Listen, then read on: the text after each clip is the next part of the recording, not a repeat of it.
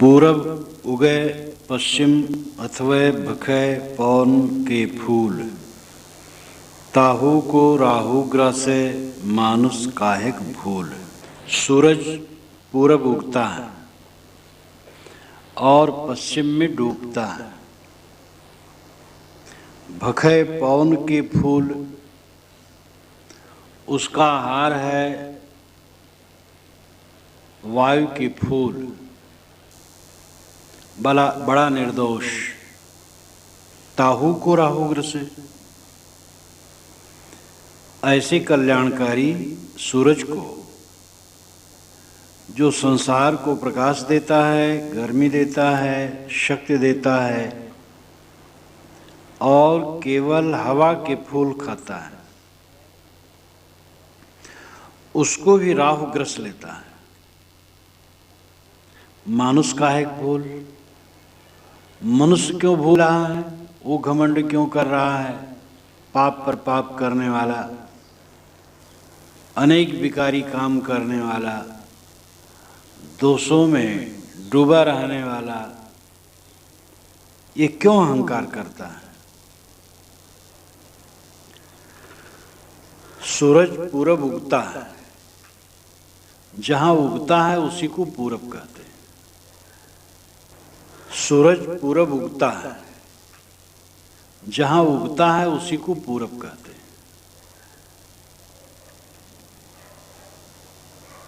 और उगना क्या है?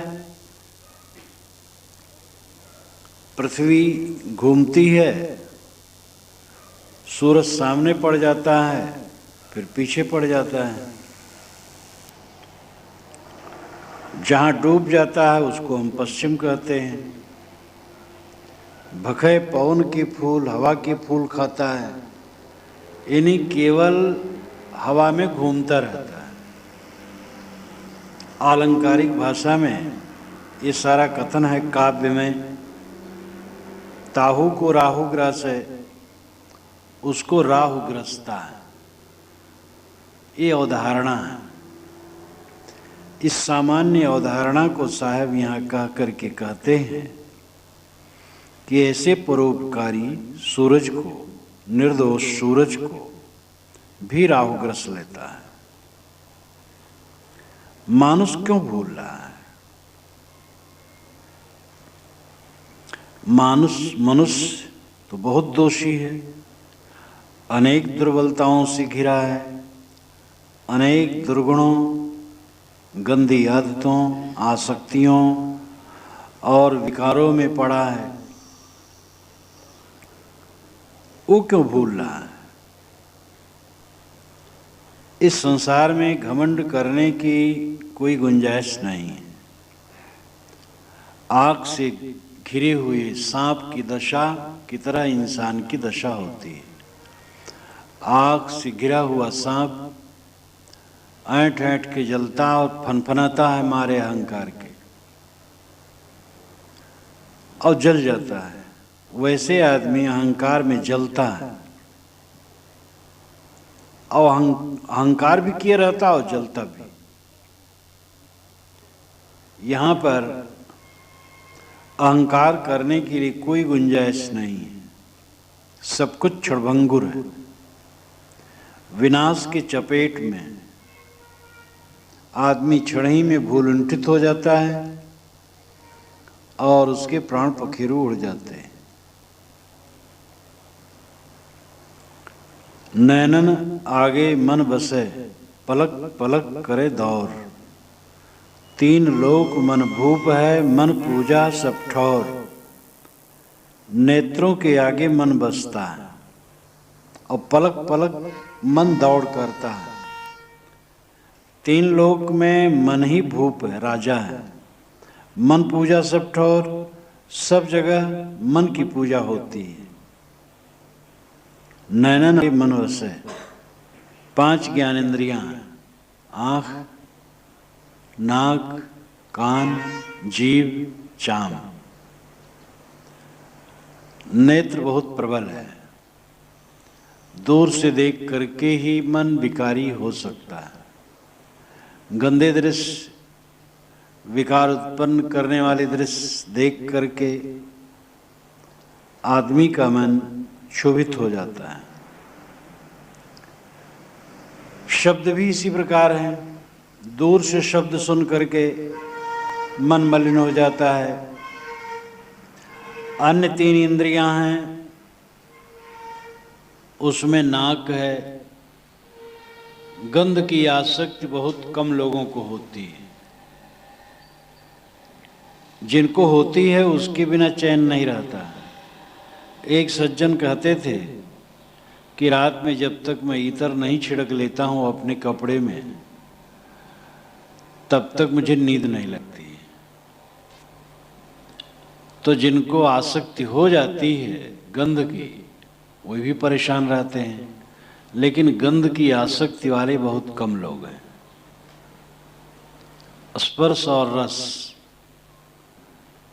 ये भयंकर विकार उत्पन्न करने वाले हैं। स्पर्श जिसमें मैथुन क्रिया मुख्य है, और रस जो जिह्वा का स्वाद है। लेकिन ये स्पर्श से ही विकार उत्पन्न करते हैं, दूर से नहीं। लेकिन रूप दूर से ही देख करके विकार उत्पन्न होता है, और शब्द दूर से ही सुन करके विकार उत्पन्न होता है। रूप और शब्द आंख और कान के द्वारा रूप और शब्द का जो ग्रहण है, इसका परिणाम ज़्यादा दूरगामी होता है, अथवा ये दूर से ही ग्रहण हो जाते हैं। काम और रस यानी मैथुन क्रिया और जिह्वा का स्वाद, ये दोनों का संबंध है। रसासक्ति का जो त्याग नहीं कर सकता, वो कामासक्ति का त्याग नहीं कर सकता है। रसासक्ति का त्याग कामासक्ति के त्याग के लिए आवश्यक है। रसासक्ति एक आदत है। अब आदत से रहित रहना मानो जिंदगी नहीं, ऐसा लगता है। एक लड़की एक लड़के में पारस्परिक मोह हो गया, तो एक दूसरे से अलग करना, उनको प्राण संकट देना। वह समझती कौन जिंदगी है फिर? अपने प्यारे से प्रीतम से हट करके कौन जिंदगी? मान लिया और हट जाए, मन का मोह मिट जाए, फिर एक दूसरे के बिना बड़े आराम से रहते हैं। ऐसा भी देखा जाता है, 2 नवयुवक मित्रता कर लेते हैं, एक दूसरे को देखे बिना रह नहीं पाते हैं। भावुकता होती कुछ दिन में, फिर इतना हो जाता है एक दूसरे से मिलना ही नहीं चाहते। ये दिल्लगी है, दुनिया एक दिल्लगी है। दिल लगा लिया बस, और कुछ नहीं। रस की आसक्ति का त्याग साधक को करना चाहिए, तभी स्पर्श की आसक्ति का त्याग होगा। जो रस की आसक्ति में रहेगा वो काम की आसक्ति नहीं त्याग सकता है। सद्गुरु यहाँ पर नेत्र के रूप के विषय को लेकर के कहते हैं, नैनन आगे मन बसे। नेत्रों के आगे मन बसता है। देखे और खिंच गए, पलक पलक करे दौर। ये मन पल पल दौर करता है देख देख कर। 3 लोक मन भूप है। 3 लोक मतलब त्रिगुणी जीव, सतरजतम अथवा पृथ्वी, अंतरिक्ष और पाताल। पृथ्वी, अंतरिक्ष और पाताल कहने का भी अर्थ है विश्व की समग्रता। सभी प्राणियों के बीच में मन राजा बना बैठा है। मन पूजा सब ठौर, जहाँ देखो मन की पूजा हो रही है। तम्बाकू घिस करके चूना में मिला करके, थाप लगा करके, झाड़ के बड़े कायदे से ओठ में बड़े प्रेम से रख रहे हैं। सुगनी सूंघ रहे हैं, सिगरेट सुरक रहे हैं, बीड़ी सुरक रहे हैं, सिगार और कॉफी, कोको, चाय के आदती लोग चाय के बिना नहीं रह पाते। और शराब की तो बात ही अलग है। शराब पी करके नाली में गिरे बिना आनंद नहीं उनको। सब जगह मन की पूजा हो रही है, सब मन की पूजा है। जिसके बिना जीवन न चले वो मन की पूजा नहीं। अन्न, वस्त्र, औषध, आवास, ये सब शरीर रक्षण के लिए जरूरी है, ये ठीक है। और जहाँ तक नशा का सेवन है, मैथुन, नशा, नाच रंग, विषय विलास की चीजें, फिल्म, ये सब मन की पूजा है। साहब कहते सब जगह मन की पूजा हो रही है, आत्मा की पूजा लोग नहीं कर रहे हैं, आत्म शांति नहीं ले रहे हैं, अपने को बेच रहे हैं। आदमी अपने लक्ष्य से एकदम भटक जाता है। इंद्रियों को चंचल किए रहना आदमी को जीवन लगता है। इंद्रियों की चंचलता छोड़ करके स्थिर होने में लगता है कि हम हैं ही नहीं, मेरा कोई महत्व ही नहीं रहा। इंद्रियों को चंचल करो, उद्वेग आए, अशांति आए, तब जिंदगी, ये उल्टी बुद्धि का लक्षण है। लेकिन असली जीवन है इंद्रियां शांत हो, मन शांत हो, सुबह सर्वम परवशम दुखम सर्वम आत्मवशम सुखम। परवस्था ही सब प्रकार दुख है, आत्म सुवस्था ही सब प्रकार सुख है। सदगुरु कबीर ने कहा, नारी निरख न देखिए, निरख न कीजे गौर, निरखत ही ते विष चढ़े, मन आवे कछु और। पुरुष को चाहिए कि स्त्री को निरख के न देखे, आंख गड़ा के न देखे। सहज दृष्टि गई है तो नम्र कर ले। गृहस्थ को चाहिए पर स्त्री को ऐसा न देखे। साधु को चाहिए स्त्री मात्र को न देखे, निरख करके न देखे। सामने पड़ गई तो नेत्र नीचे कर ले। निरखत ही ते विष चढ़े, आंख गड़ा के देखोगे तो विष चढ़ेगा तुम्हारे मन में।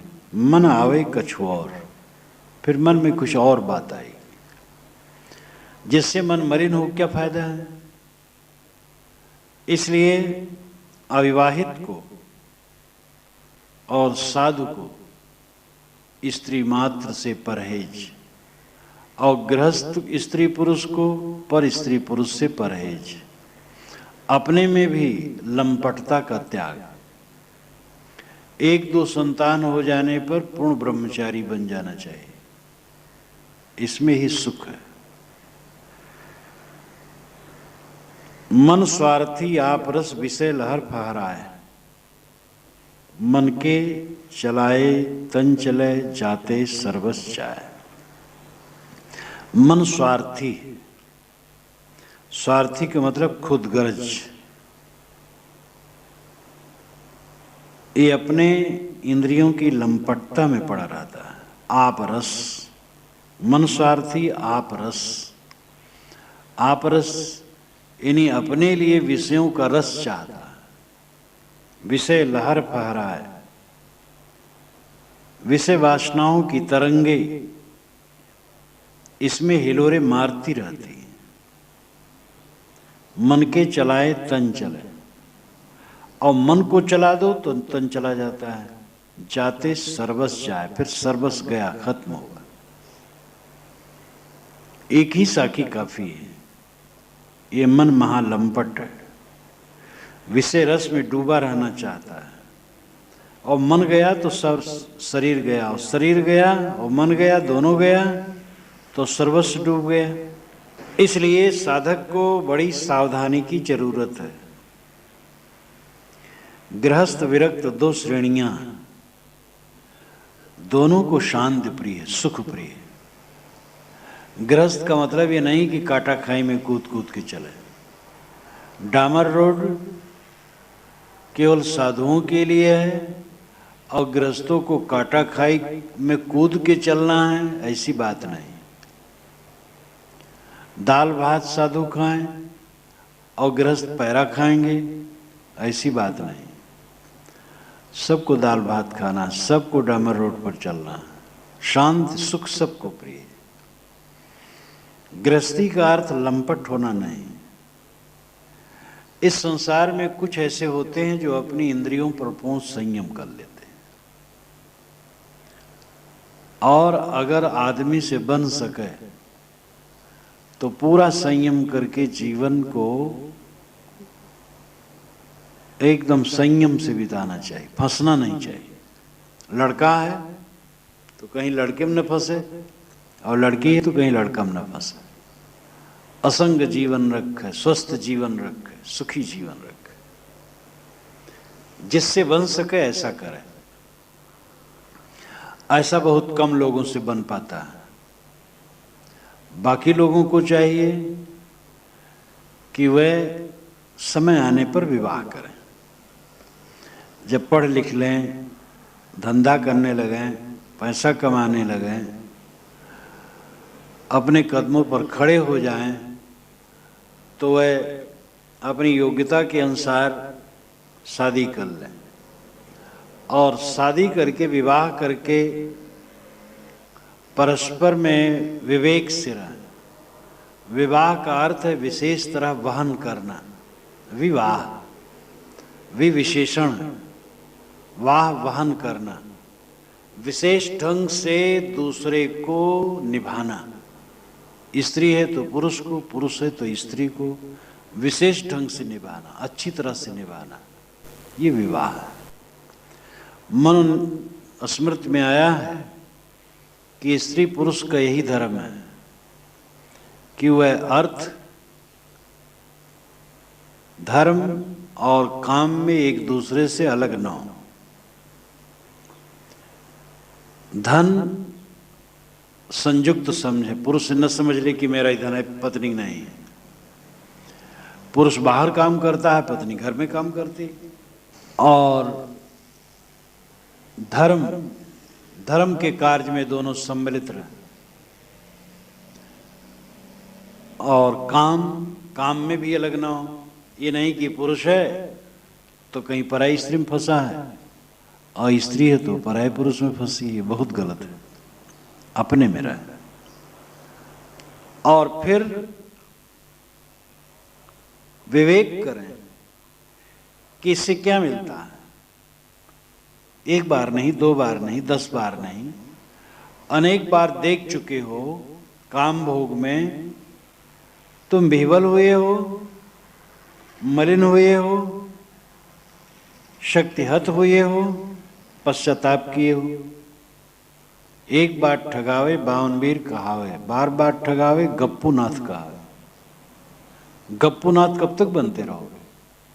इसलिए संयमित हो। एक दो संतान हो जाएं, संयमित हो। घटाओ तृष्णा को, घटाओ वासना को, और इस प्रकार संयमित होते होते संयमित हो जाओ।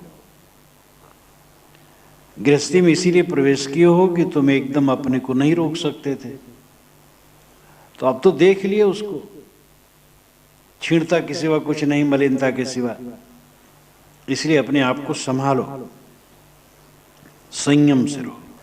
ये समझ लेना चाहिए कि अगर कोई मर्यादा से न रहेगा तो 1000 ज्ञान की युक्तियां काम नहीं करेंगे।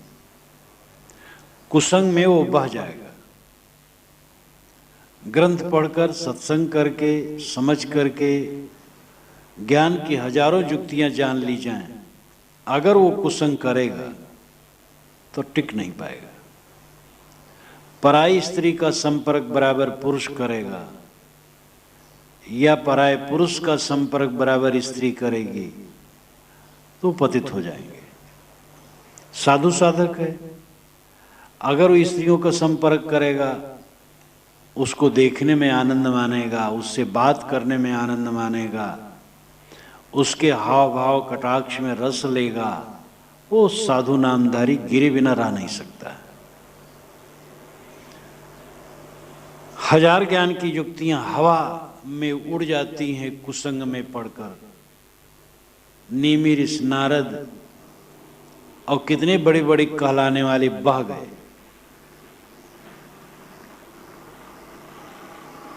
इसलिए साधक को परहेजगारी की जरूरत है। आजकल तो स्त्री पुरुष का अभेद बर्ताव करना ये प्रगतिशील संस्कृत मानी जा रही है। जो पढ़े लिखे लंपट और धनी हैं वे तो ये कहने लगे हैं कि विवाह प्रथा निरर्थक, इसको समाप्त करना चाहिए, क्योंकि कामी को एक स्त्री में संतोष नहीं और कामिनी को एक पुरुष में संतोष नहीं, तो चाहते विवाह प्रथा टूट जाए, जिससे जानवर की तरह हम लोग छुट्टा हो जाए। लेकिन जानवर में प्राकृतिक संयम है, वे अपनी ऋतु आने पर गर्भाधान के लिए संयोग करते हैं, बाकी साथ साथ रहते भी बिल्कुल निर्विकारी रहते हैं। अब आदमी तो ऐसा पतित है कि इस तरह से रहने लगे तो तन मन से इतना नष्ट होगा कि उसकी दुर्गति हो जाएगी। इसलिए मर्यादा की महती आवश्यकता है, विवाह प्रथा की महती आवश्यकता है। विवाह वही न करें जो पूर्ण रूप से अपने आप को जीवन भर संयम में रख सके, बाकी मर्यादा से रहे। इसलिए स्त्री पुरुष कोई भी हो, जो कल्याण चाहे वो अपने मन पर सावधान रहे, मन का कुचिंतन न होने दे। कुचिंतन छेद है। पहले स्मरण आता है, स्मरण में प्रियता होती है, प्रियता से विकार होता है, विकार से विनाश होता है। स्मरण मात्र में कुछ दोष नहीं रहता है। स्त्री को पुरुष का, पुरुष को स्त्री का स्मरण हो गया, स्मरण में कुछ नहीं होगा, बस स्मरण छोड़ दे। स्मरण वो नहीं छोड़ा तो प्रियता बनेगी मन में, अगले के शरीर में प्रियता बनेगी।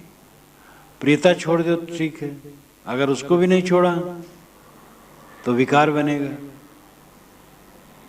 उत्तेजना आएगी। वो छोड़ दे तो ठीक, वो भी नहीं छोड़ा तो पतित हो जाएगा। इसलिए केवल स्मरण पर सावधान हो तो कुछ झंझट नहीं। साधना सरल है, कोई कठिन नहीं। कुचिंतन होने न दो। अगर मन से सावधान रहे, मन को स्वस्थ रखे तो पूरा जीवन उसका स्वस्थ रहेगा। दृश्यों को देख करके मन किस प्रकार गलत मार्ग में चला जाता है, पतंगे का उदाहरण प्रत्यक्ष है। पतंगे ज्योति को देख करके उसमें कूद करके जल मरते हैं। रूप की प्रियता के कारण एक बूढ़ा एक युवती को रोज देखता रहा, आमने सामने घर रहे, धीरे धीरे उसका मन बड़ा विकारी हो गया। बूढ़ा 70-75 का था और एक दिन देखा कि युवती अपने दरवाजे पर खड़ी है, वहां पहुंच गया और लंपटता पूर्वक बात करने लगा। तो युवती ने डांटा, वो बूढ़ा जबरदस्ती घुसना चाहा। युवती ने फाटक बंद किया जोर से, उसका मुंह उसी में पड़ गया तो एकदम रक्त रक्त हो गया, मूर्छित होकर गिर पड़ा। ये रूप विषय का मोह, इसलिए बड़ी सावधानी की जरूरत है। साधक मन से सावधान रहे। कैसी गति संसार की ज्यों गाड़र की ठाठ, एक परा जो गाड़ में सबे गाड़ में जात। कैसी गति संसार की? संसार की गति कैसी है, ये प्रश्न है। उत्तर है ज्यों गाड़र की ठाठ, जैसे गाड़र की ठाठ। गाड़र नाम भेड़, भेड़ी। ठाठ यानी झुंड, समूह। भेड़ियों का झुंड, एक भेड़ी आगे है, वो गड्ढे में गई तो सब भेड़िया गड्ढे में चली जाती। इसको कहते भेड़िया धसान। एक आदमी अंधविश्वास में गया, सब जा रहे हैं। पता चल जाए अमुक जगह कोई सिद्ध बाबा आए हैं, देखो लाइन लग जाए।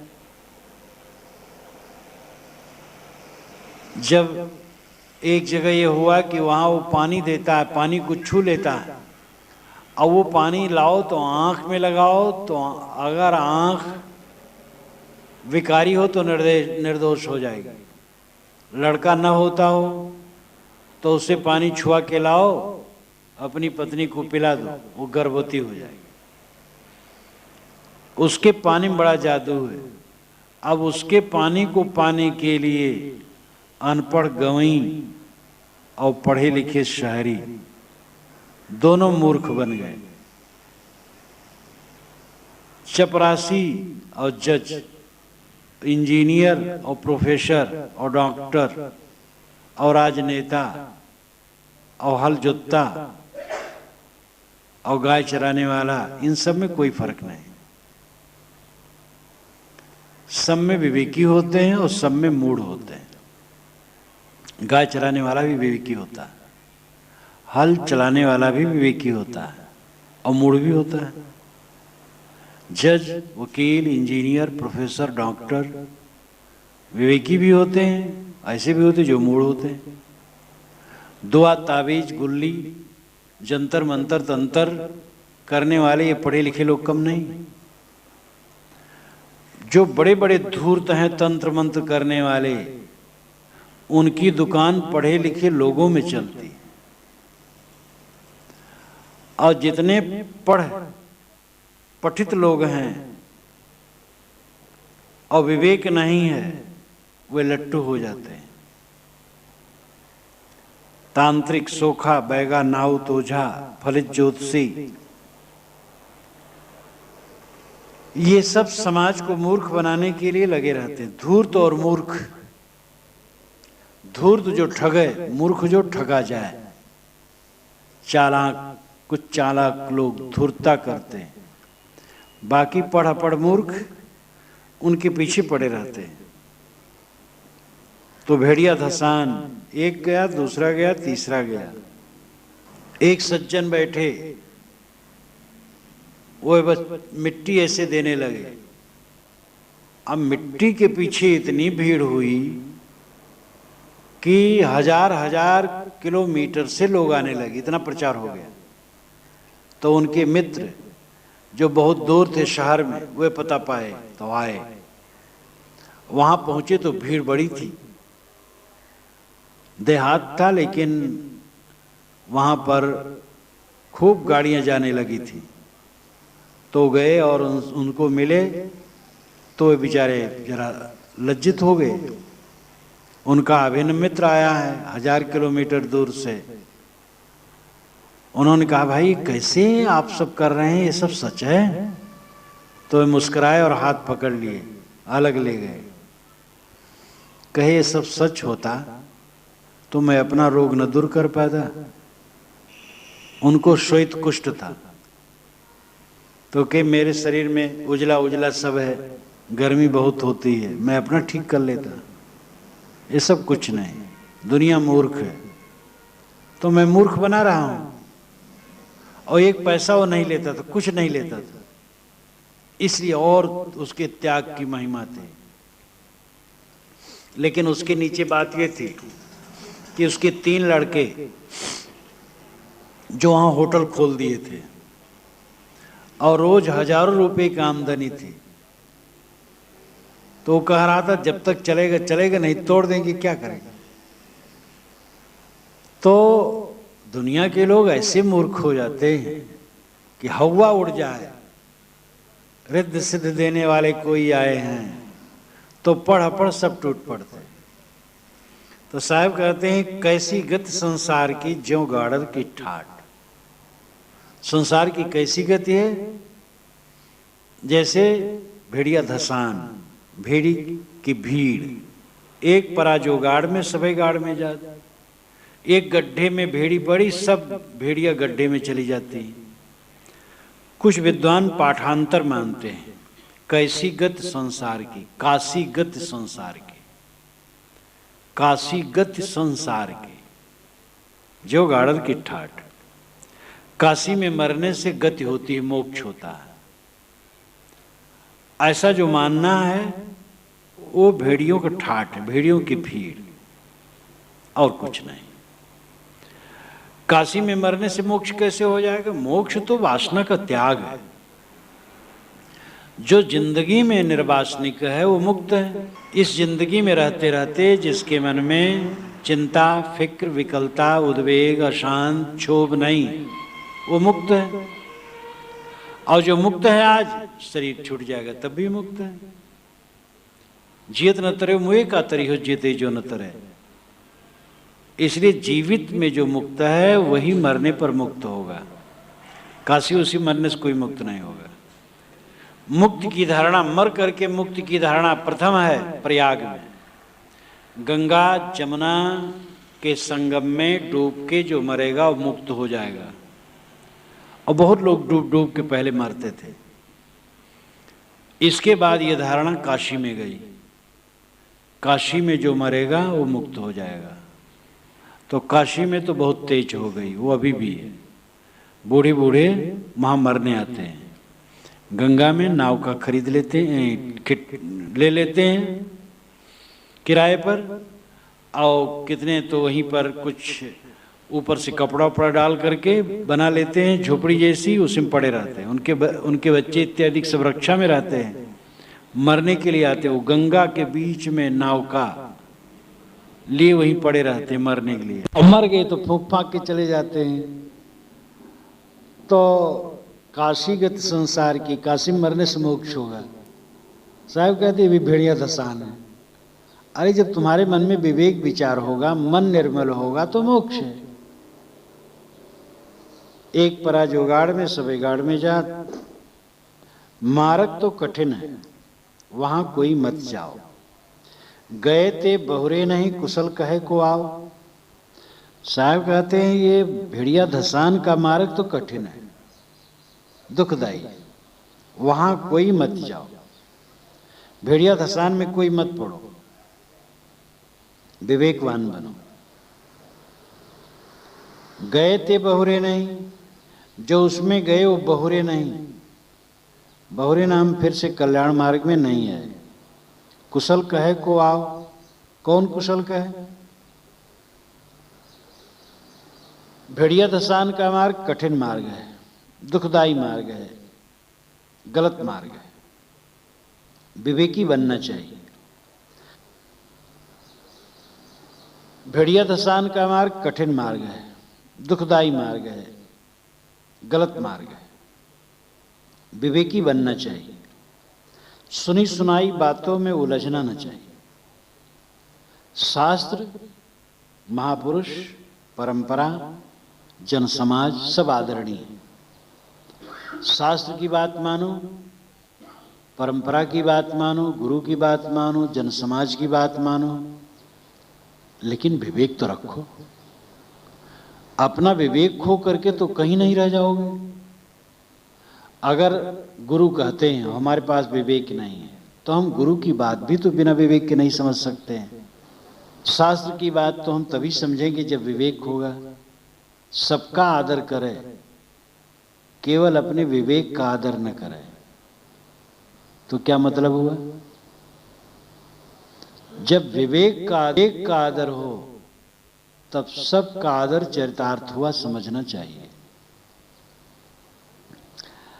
गुरु आदरणीय हैं, महापुरुष आदरणीय हैं, शास्त्र आदरणीय है, परंपरा आदरणीय है, समाज आदरणीय है, लेकिन अपना विवेक परम आदरणीय है। इसलिए सबकी बातों पर विवेक करना बुरा नहीं।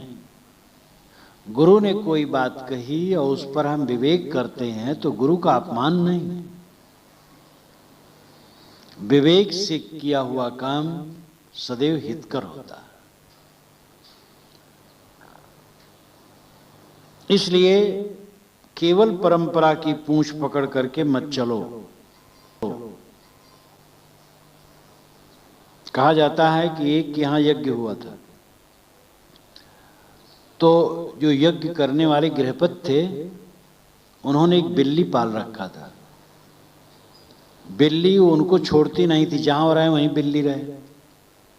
तो पंडित जी ने, पुरोहित ने कहा कि भाई ये बिल्ली अशुद्ध जीव, इसमें दौड़ेगी तो ठीक नहीं रहेगा। तो गृहपति ने कहा महाराज ये मेरे बिना रहेगी नहीं, मुझे देखती रहे तो ये शांत रहेगी। तो एक जालीदार टोकरी मंगा करके पास में बिल्ली को बांध दिया गया, उसी पर ढांक दिया गया। तो वहीं वो बैठी रहे पास में, और पूरा यज्ञ हुआ। उसके पश्चात कोई 30 वर्ष के बाद उनके घर में यज्ञ हुआ। जो गृहपति नहीं रहे, उनका बच्चा था। तो यज्ञ की सारी चीजें लिखी गई, मंगाई गई। तो गृहपति ने कहा कि पंडित महाराज सब चीजें तो आ गई, कुछ तो कसर नहीं। कहे कुछ कसर नहीं, सब हो गया। कहे बिल्ली? कहे बिल्ली क्या? कहे महाराज बिल्ली भी चाहिए। तो पंडित ने कहा भाई हमारे यज्ञ के विधान में बिल्ली कहीं शास्त्र में नहीं है। तो कहे महाराज हमारे पिता ने यज्ञ किया था आज से 30 वर्ष पूर्व, मैं बच्चा था, देखा था, तो उनके पास बिल्ली बांध के रखी थी। तो पंडित ने कहा कोई कारण होगा, हमारे यज्ञ विधान में बिल्ली नहीं है। कहे महाराज अगर हम बिल्ली नहीं बंधवाएंगे तो पता नहीं हमारा अशुभ हो जाए, हमारे पिता किए हैं तो हम परंपरा को नहीं छोड़ेंगे। पंडित जी ने समझौता किया, कहा हाँ बांध लो भाई बिल्ली, हमारा कोई नुकसान नहीं होगा। तो ये परंपरा की पूंछ लोग पकड़ करके घसीटते रहते। देश और काल के परिप्रेक्ष्य में चीजें होती हैं, घटनाएं होती हैं, रस्म रिवाज होते हैं और वो बदलते हैं। इसलिए आदमी को मजबूत पकड़ करके बैठे नहीं रहना चाहिए। दद्दा देखो बिनसन हारा, जस देखो तस करो विचारा। साहब कहते हैं सब कुछ बिनसने वाला है, इसलिए जैसा देखो विचार करो, पूंछ पकड़ के बैठे न रहो। मारी मरे कुसंग की, केरा साथे बेर, वह हाल है वही चीद रहे, विधना संग निबेर। आदमी कुसंग के मारे मरता है, जैसे बेर के साथ में केले।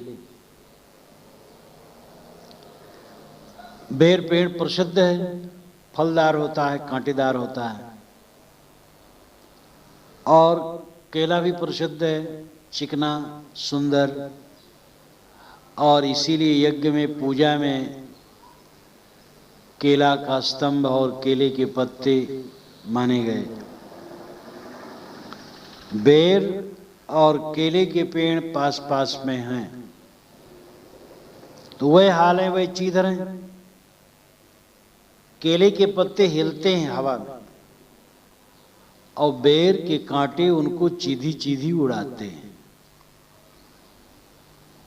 विधना संग निवेर, अय विधना, अय विधाता, अय कर्ता मनुष्य, संग निवेर, इस संग का निबेर कर, निबेड़ा कर, खत्म कर, छोड़।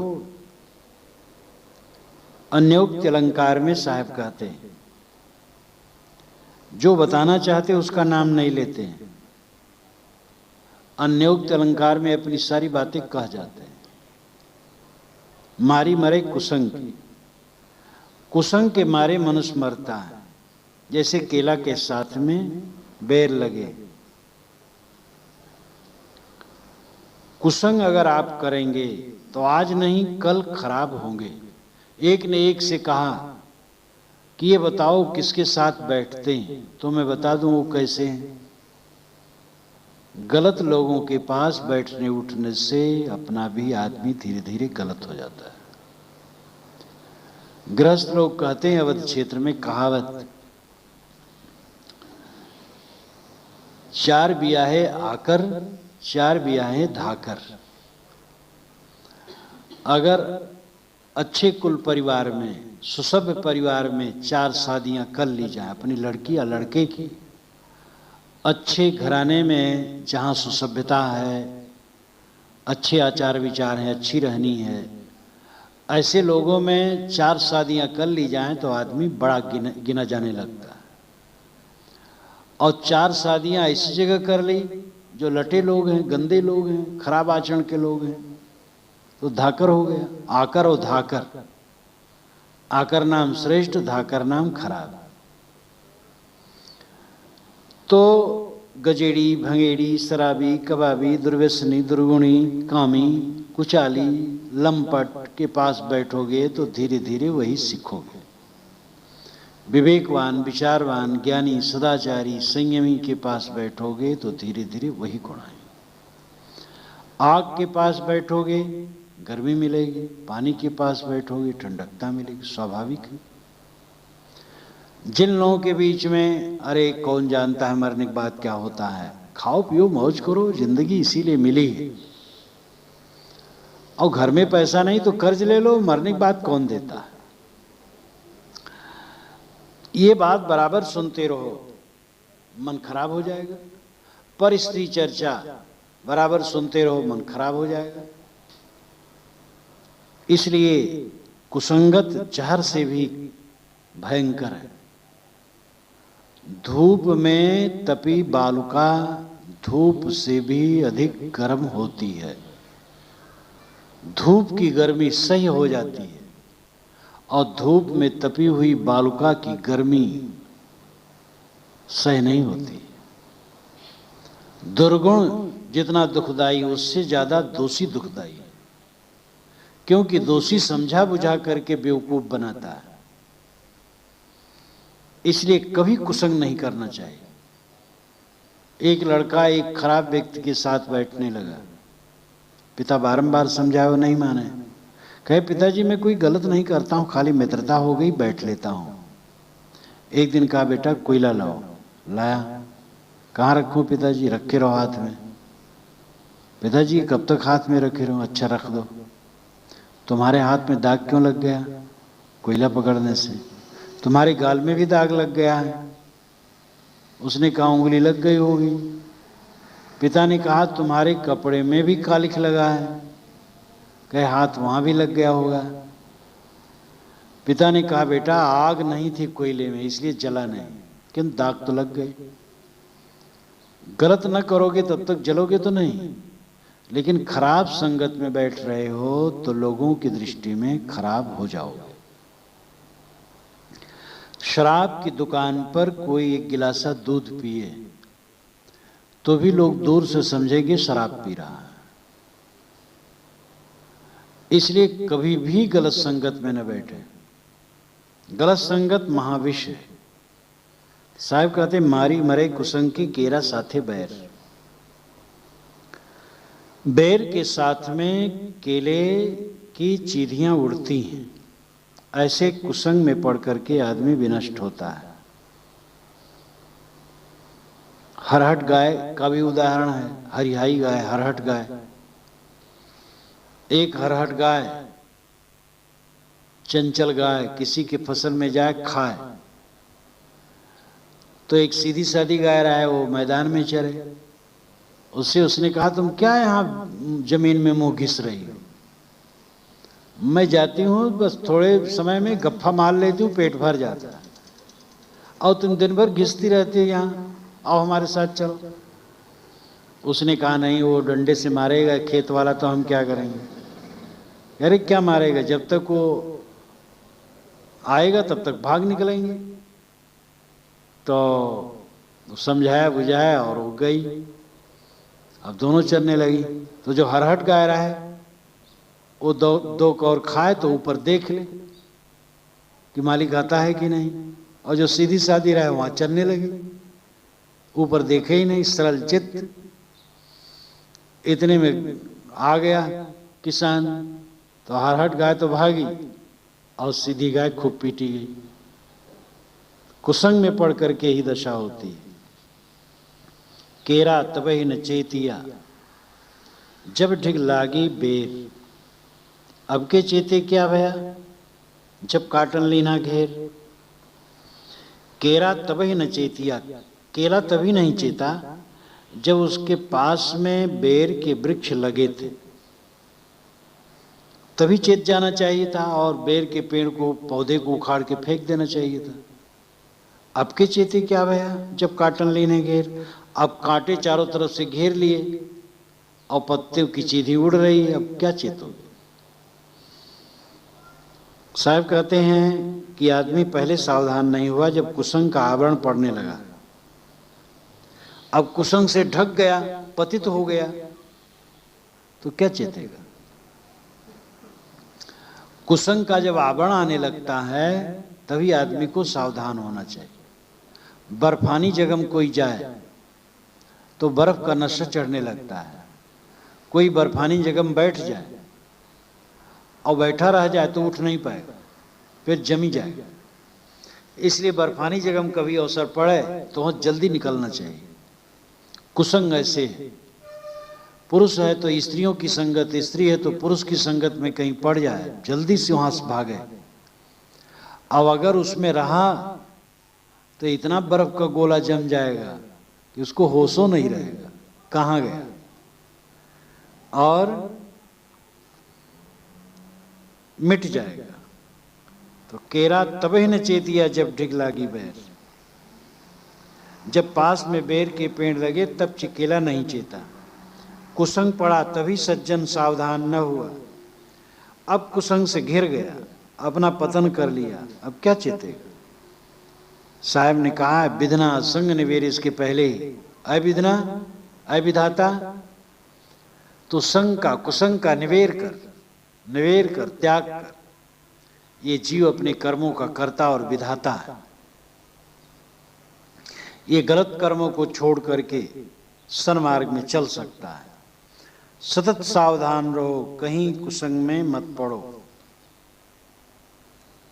जीव मर्म जाने नहीं, अंध भया सब जाए। बादी द्वारे दाद न पावे, जन्म जन्म पछताए। जीव मर्म नहीं जानता है, मर्म का मतलब वास्तविकता, सत्यता। जीव को सत्यता का बोध नहीं होता है। अंध भया सब जाए, सब अंधे होकर के जा रहे हैं, भटक रहे हैं। बादी द्वारे दाद न पावे, बादी के द्वार पर भी दाद नहीं मिलती है। बादी द्वारे दाद न पावे, वादी विवादी, वाद विवाद करने वाले, प्रवक्ता, अभिप्राय गुरु लोग। दाद दाद दाद, दाद शब्द शुद्ध, दाद अपभ्रंश। दाद कहते इंसाफ को, न्याय को। ये गुरु लोगों के पास भी इंसाफ नहीं मिलता है। जन्म जन्म पछताए, जीव जन्म जन्म पछताता है। कितने गुरु तो ऐसे हैं कि शास्त्र, वेद, उपनिषद, गीता, बीजक क्या का है, पुराण तक नहीं जानते। कितने ऐसे हैं जिनको कोई विवेक नहीं, आत्मानात्मा का, सदाचार असदाचार का। एक जगह में था और कुछ लड़के बैठे थे, मांसाहार कह रहा था कि नहीं करना चाहिए। एक गुरु आके बैठ गए, पंडित थे वो बहुत नाखुश हो गए। वो स्वयं मांसाहारी थे इसलिए नाखुश हो गए। गुरु थे और मांस खाते थे, क्या चेलों को उद्धार करेंगे। एक गुरु महाराज के यहाँ जब चेले आए तो गुरु महाराज के छप्पर पर, खपड़े पर जाल और बटाए रखा था, मछली मारने का जाल बटाए। वो कहे कि महाराज ये जाल बटाए, वो बहुत भड़के, कह रहे वो फलाने ने ला करके रख दिया है, बहुत गलत किया है, उठा करके दूसरे घर फेंक आए। और उन्हीं करा चेले जान गए, कहे महाराज अब जान गए, अब कृपा करके आप हम लोगों के घर ना आइएगा। तो ऐसे ऐसे गुरु हैं जिनको मोटा भी दोष का सुधार नहीं और वो दूसरे तारने चलते हैं। जिनको स्वयं विवेक नहीं है, कारण कार्य व्यवस्था का ज्ञान नहीं है, सत्य सत्य का विवेक नहीं है, दैवी चमत्कार, अंधविश्वास इसी में पड़े हैं, वे क्या निर्णय देंगे? ग्रह उपग्रह की गति, जड़ तत्वों की क्रियाशीलता, ऋतु परिवर्तन, वनस्पति, नदी, झरने, भूचाल, ज्वालामुखी, पर्वत, बादल, वर्षा, समुद्र की घटनाएं, ये जितनी हैं ये प्रकृति का खेल है। ये सब में दैवी कल्पना करके आदमी स्वयं भटकता है, दूसरे को भी भटकाता है। पानी कैसे बरसता? देवता बरसाता है, और पानी ऐसा बरसा कि क्षेत्र का क्षेत्र बह गया, तो देवता ऐसा क्रूर है? अभी कल सुना हूं कि उत्तर प्रदेश में कई जगह बहुत जोर से बाढ़ है और कई गांव डूब गए हैं, सेना आ गई है, और उत्तरी हिस्से में अत्यंत प्रकोप है जल का। तो क्या कोई देवता बरसाता है तो क्रूर है, समझदार नहीं, दयाल नहीं? और जब अवर्षण होने लगता है, देश का देश जल जाता है, तो क्या देवता जानता नहीं है? इसमें देवी देवता प्रसंग नहीं है। प्रकृति, जड़ प्रकृति की अपनी योग्यता से पानी बरसता है, उसमें चेतना नहीं। योग्यता हो गई बरस रहा है, नहीं योग्यता हुई नहीं बरस रहा है। ये विवेक ज्ञान होना चाहिए। भूत प्रेत झूठे हैं, काल्पनिक, भूत प्रेत नाम की कोई चीज नहीं। देवी देवता प्राणी है, प्राणी मात्र को देवी देवता समझ करके उनके साथ सुंदर व्यवहार करो। ये सब निर्णय और विवेक गुरु द्वारा समाज को मिलना चाहिए। यंत्र मंत्र तंत्र गंडे ताबीज सब झूठे। हाथ आकाश में लहराया और घड़ी आ गई। घड़ी कैसे? ऐसे घड़ी आ जाती है? घड़ी बनने में काफी समय लगता है। हाथ ऊपर किया और लड्डू आ गया। लड्डू बनाने में भी समय लगता है। हलवाई यहाँ जाके देखो कैसे लड्डू बनता है, हाथ लाना लड्डू बनेगा। मूर्ख बनाते हैं दुनिया को। चमत्कार, अंधविश्वास में गुरु लोग डूबे हैं, समाज को डुबाते हैं। जीव मर्म जाने नहीं, जीव भेद नहीं जानता, उसको समझ नहीं, आत्मज्ञान नहीं, अंध भया सब जाए, सब अंधे हो करके भटक रहे। अब वादी के पास जाते तो वहां भी दाद नहीं पाते हैं। वादी द्वारे दाद न पावे। वादी प्रवक्ता लोग गुरु लोगों के पास जाते हैं तो वहां भी निर्णय नहीं पाते हैं, वहां भी अंधविश्वास, वहां भी लटका दिए, जन्म जन्म पछताए। इस प्रकार जीव जन्म जन्म भटकता रहता है। निर्णय न पाने से स्वयं विवेक नहीं, और जिनकी शरण में जाकर के कल्याण होने की बात है वहां भी रास्ता नहीं, तब कहां जाए? जाको सदगुरु ना मिला, व्याकुल दहुदिश धाय, आंख न सूझे बावरा, घर जरे घूर बुताए। जिसको सदगुरु नहीं मिला वो व्याकुल होकर के दसों दिशाओं में भटकता है। आंख न सूझे बावरा, उस पगले को आंख से सूझता नहीं। घर जरे घूर बुताए, घर में आग लगी है और घूर को बुझा रहा है पानी डालकर। चोट लगी है पैर में, सेंकता है सिर को। मन में काम क्रोध लोभ मोह की आग लगी, और गंगा में नहा करके सोचता पाप कट जाएगा। अरे गंगा में नहाने से शरीर शीतल हो जाएगा। और इलाहाबाद के गंगा की दशा तो ऐसी है कि इसका गंगा का पानी तो उठा के नहरों में डाल दिया गया है और शहरों का नरक इसमें डाल दिया गया। तो गंगा को तो और खराब कर डाला गया। पानी में नहाने से मन का काम क्रोध लोभ मोह कैसे दूर हो जाएगा? मन की आग कैसे बुझ जाएगी? पेटी में कपड़ा भर के और पेटी के ऊपर साबुन पानी लगाए तो कपड़ा कैसे धुल जाएगा? तो घर जरे घूर बुता है, जाको सदगुरु न मिला। गुरु और सदगुरु में अंतर है। प्रथम गुरु माता पिता, फिर नाल छीनने वाली दाई है, कान छेदने वाला है, विद्या पढ़ाने वाला, एक एक विद्या पढ़ाने वाला एक एक गुरु है। जिंदगी में गुरुओं की कोई गणना नहीं हो सकती। मंत्र देने वाला, राम नाम मंत्र, कोई मंत्र देने वाला गुरु है। सदगुरु वह है जहां बोध होता है और जहां पर फिर कोई भ्रांति नहीं रह जाती, जिसका आचरण पक्का है और ज्ञान पक्का है, ऐसा सदगुरु होता है। ज्ञान की बात जानता है लेकिन रहनी नहीं है तो भी पक्का सदगुरु नहीं। रहनी दिव्य है और ज्ञान दिव्य है, वो सदगुरु है।